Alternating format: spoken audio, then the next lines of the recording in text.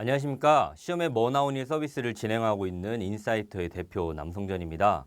오늘 여러분들과 동영상을 통해서 왜 성적이 오르지 않는가에 대한 이야기를 조금 더 해보려고 합니다. 여러분들 공부하시는데 참 열심히 하시죠? 힘드시기도 할 겁니다. 근데 우리가 성적이 오르지 않을 때가 정말로 많은 슬럼프가 오고 어려움들이 온다라고 생각합니다. 그래서 오늘은 조금은 자극적인 주제입니다. 당신의 영어 성적이 오르지 않는 이유, 영어 단어 학습 없이 시험에서 고득점은 기대하지도 마라 라고 하는 주제를 가지고 오늘 여러분들과 함께 강의를 조금 진행해 보려고 합니다. 저는 남성전이고요. 현재 인사이트의 대표를 맡고 있습니다. 그리고 저희가 오늘 진행하는 강의 자료들은 대부분 저희가 서비스를 준비하면서 한 500명 정도의 학생들과 함께 인터뷰를 진행하고 제가 그리고 영어영문학과를 전공하고 과외를 진행해 오면서 다양한 친구들을 만나고 그들의 고민들을 들었을 때 해결해 볼 수 있는 방법들, 어려움들을 조금은 공유해 보고 여러분들이 이 속에서 조금 더 많은 것들을 찾아가셨으면 좋겠습니다. 저희 서비스는 2016년 1월 15일부터 서비스를 시작했고요. 현재 7종류의 영어 단어장을 현재 제공해드리고 있습니다. 수능부터 공무원 영어 단어장을 제공해드리고 있고 현재 가입자 수는 오늘 한 7,500명 정도가 넘었고 그다음에 약 하루에 15,000명, 15,000개 정도의 퀴즈 데이터가 쌓이고 있습니다. 이 데이터들을 활용해서 여러분들에게 조금 더 좋은 컨텐츠들을 약속드립니다.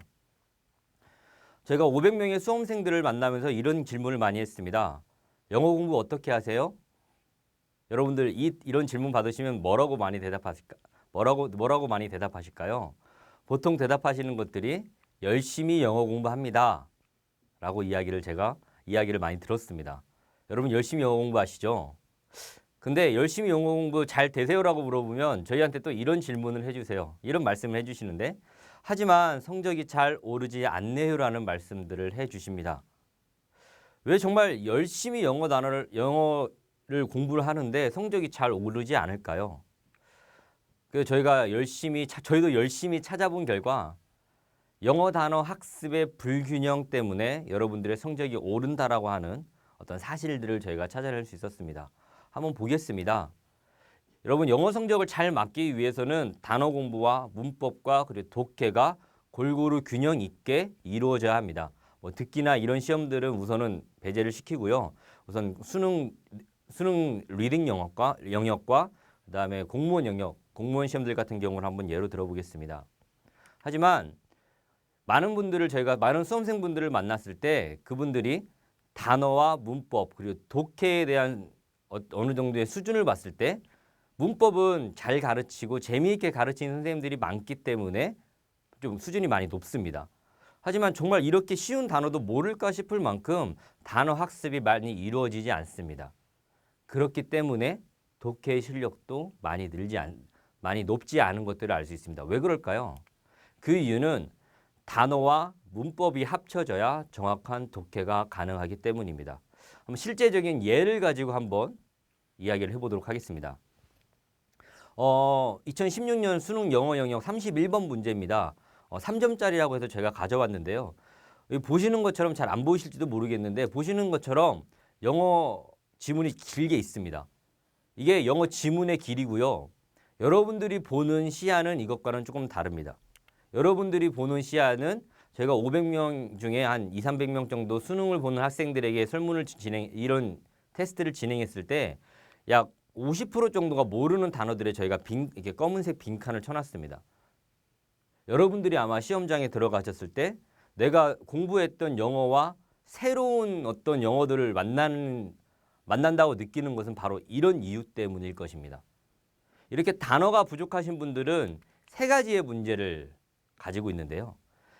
첫 번째 문제는 영어 지문을 느낌으로 해석합니다. 느낌 같은 느낌이라고 그러시던데 영어 지문을 느낌으로 해석해요.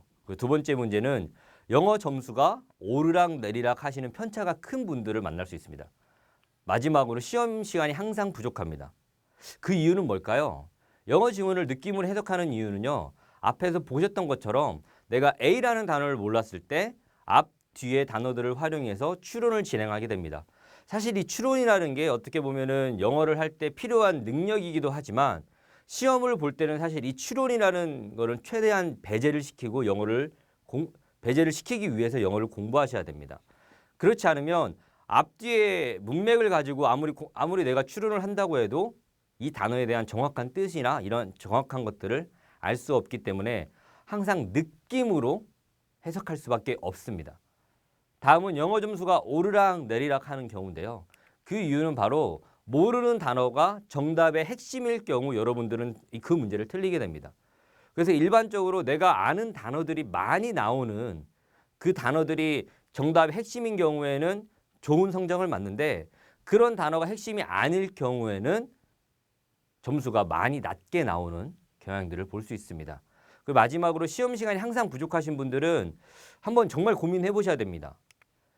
모르는 단어 뜻을 고민하시면 시험 시간이 항상 부족합니다.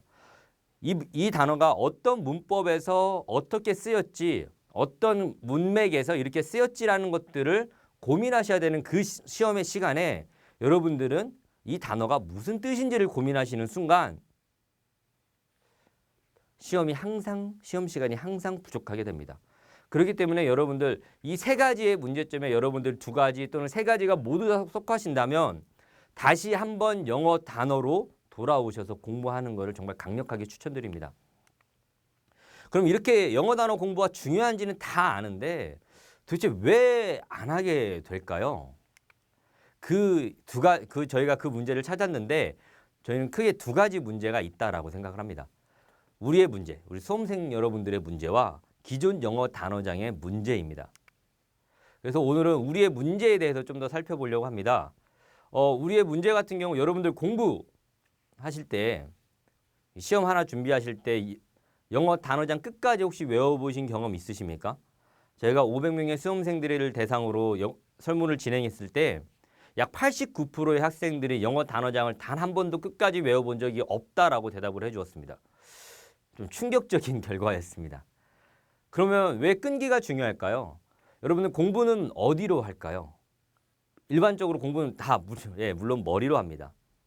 하지만 머리로 하시면서 바로 엉덩이로 하시는 겁니다. 공부는 머리와 엉덩이로 하시는 겁니다. 이게 무슨 말이냐면 우리가 이런 생각 혹시 해보신 적 있으십니까? 왜 공부를 잘하는 애가 시험도 잘 붙게 될까? 그래서 우리나라에서 저는 그렇게 동의하지 않지만 우리나라 공부를 일반적으로 잘한다라고 이야기를 하면 고등학교 때 공부를 좀 했거나 중고등학교 때 공부를 좀 했거나 또는 좋은 대학교에 다니거나 졸업한 학생들을 공부를 잘한다고 합니다. 근데 이 학생들의 공통적인 특징은 바로 머리와 엉덩이로 공부할 줄 안다라는 것입니다. 머리로 공부한다는 것은 공부 방법을 알고 있다는 겁니다. 공부 방법도 되게 중요합니다. 그리고 그 공부 방법을 익히기 위해서 어느 정도의 기초가 돼 있다라는 겁니다. 그리고 엉덩이, 장시간 앉아서 공부할 수 있다라는 겁니다. 제가 친구와 함께 도서관에서 공부하는데 갑자기 한 30분 있다 나가더라고요. 대학교 때 너 왜 나가? 그랬더니 나는 30분 이상 앉아서 공부할 수가 없어 라고 이야기를 하더라고요. 사실 그렇게 되면 여러분들 학습보다는 내가 학습을 할 수 있는 습관을 먼저 기르시는 게 더 빠른 길입니다. 다음으로는 여러분들이 공부를 하실 때 대충 공부하신다는 건데요. 일반적으로 저희가 500명의 설문조사를 진행했을 때 영어 단어장이나 학습 콘텐츠를 어떻게 고르세요? 라고 저희가 물어봤으면 대부분의 사람들이 유명해서 고르고 그리고 친구가 소개해줘서 고르고 선생님이 추천해줘서 고른다라고 합니다. 그리고 약 한 13%의 학생들만 오직 영어 자기가 고민하고 고른다라고 대답을 해주었습니다. 이게 왜 중요할까요? 꼼꼼하게 살펴보는 게. 일반적으로 여러분들 영어 공부는 공무원 준비를 시작하시면 또는 수능 준비를 시작하시면 문제집은 정말 다양하게 풉니다. 저는 이게 맞다고 생각을 해요. 문제집을 여러 권을 풀면은 다양한 유형들을 볼 수 있고 내가 공부하면서 조금은 어려웠던 개념들, 조금 내가 학습이 덜 됐던 개념들에 관해서 다양한 시각으로 공부를 할 수 있으니까 문제집은 다양하게 푸는 게 좋다라고 생각을 합니다. 하지만 영어 단어 같은 경우는 여러분들 곰곰이 생각해 보세요. 내가 단 한 권의 영어 단어장을 시험 끝까지 외운 적이 있을까?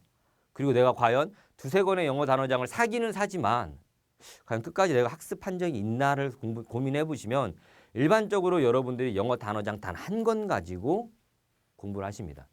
그렇기 때문에 문제집을 고를 때보다 영어 단어장 한 권을 고르실 때 더 많은 고민을 하셔야 됩니다. 왜냐하면 이거 가지고 1년 또는 끝날 때까지 공부를 하셔야 되기 때문입니다. 마지막으로는 극단적인 선택인데요.